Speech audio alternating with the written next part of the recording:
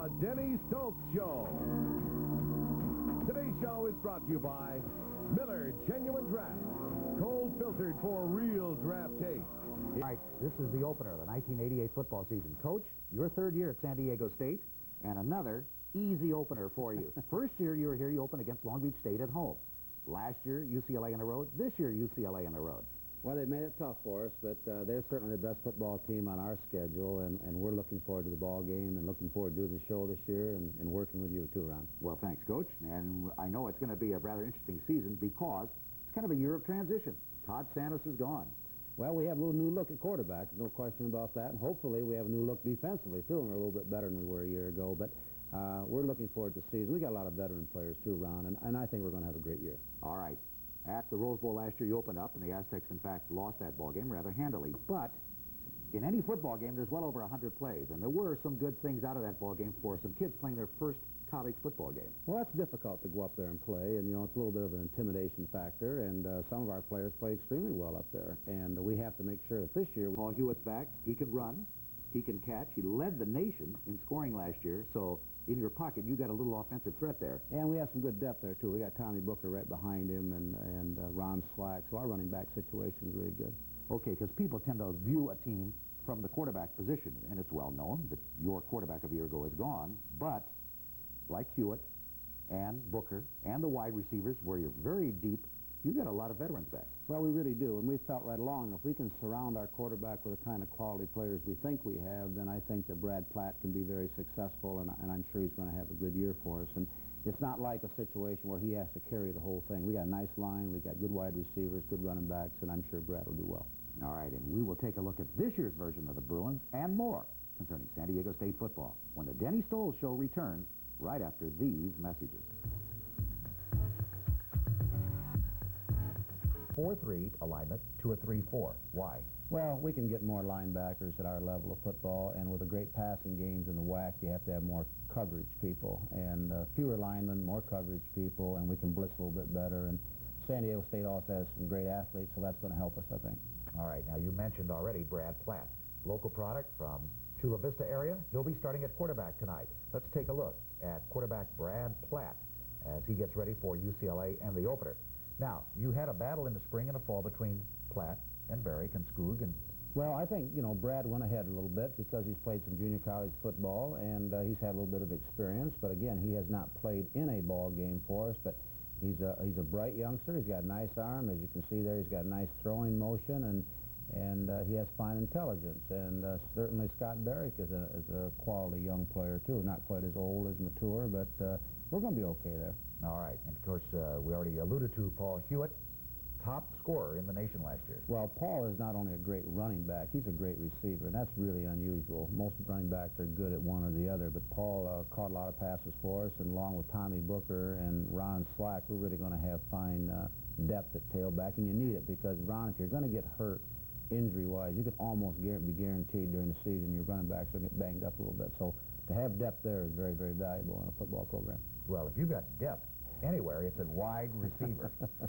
Well, when I first arrived at San Diego State, that wasn't the case. Slaughter was gone and some others, and I couldn't believe that we didn't have more outstanding wide receivers. I'd heard about all these wide receivers at San Diego State. We didn't have them, I'll tell you that, the first year. And we won it in '86 without great wide receivers. But now with, you know, Jackson and Patrick Rowe and Monty Gilbreth and people like that, we have not only quality, we have a lot of quantity, too. We have good depth at that spot. But in our scheme, we're going to have to, you know, we're going to have to do some things. Well, Alfred Jackson obviously stretches a defense. Well, you know, the pro people really like him because of his range and his height and his ability to run downfield. And along with Patrick, we put a lot of pressure outside on people, and that's all part of the game. All right, emerging a year ago, and he should have a fine year. This is senior year tight end Kerry Reed-Martin. Well, Kerry had a great junior year, and in fact, a little bit better year than we probably thought he was going to have. And here he is catching the ball and running with it. He not only caught the ball well, but he ran well and he blocked well. And he follows in the Rob Awalt trend, and Ray Rowe, a backup tight end who's a redshirt freshman this year, is also real quality. And then Jim Hannawalt from Arizona is real quality. So, again, good depth at that spot, too. All right, now we've talked a lot about offense, and there is, in fact, a defense at San Diego State. Now, maybe it's hard to believe that from a year ago, but Probably the biggest story of San Diego State football last year, I think, was the emergence of a freshman, a true freshman from Oceanside, a linebacker named Maury Paul. Well, you know, he came on the scene as a freshman, and you know, he just was hard to get out of there. And after 2 or 3 games, we started him. I think he started the last 8 ball games of the year, and received some awards. He was voted the outstanding freshman linebacker in the country, and he really is way beyond his years. You know, here he is making a nice interception, along with Lee Brannon and Brad Burton and Mario Mitchell. We've got some fine defensive players. They just, you know, they just have to play well to get the recognition that they deserve. Now, obviously, in the WAC, if we can get past UCLA and Air Force, you're going to have a lot of teams throw the ball at you, regardless of what the score is. So that puts extra pressure on your secondary. Mario Mitchell, Lyndon Early give you some depth, to give you some experience. Well, they both played a lot, and Casey Copeland has had a good spring and fall, too, at strong safety. We like that. And Clark Moses, a youngster, playing the cornerback, played some last year as a cornerback, and he helped us, too. So our secondary and our whole defensive package is much, much better, and we're looking forward to seeing them play against the Bruins. So, like the Stanford game of a year ago, 44-40, no tennis matches. All right, tonight, UCLA and Troy Aikman.